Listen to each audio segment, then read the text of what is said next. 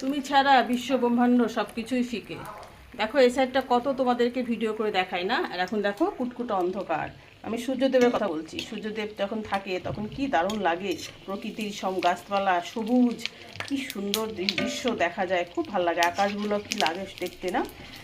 Good evening everyone, সবাইকে সন্ধ্যার অনেক অনেক শুভেচ্ছা রইল। সন্ধ্যাতে আমি চলে আসছি সন্ধ্যাবাতি জ্বালিয়ে গোপালকে সেবা শয়ন দিয়ে পিঠা বানাতে। তেলের পিঠা কটা, চিনির কটা পিঠা বানাবো, এই জন্য চলে আসলাম। অলরেডি আমার অনেকগুলো বানানো হয়ে গেছে, এই দেখো কতগুলো বানিয়ে ফেলেছি। আর এই যে কটা বানাচ্ছি, এইগুলো দেখো।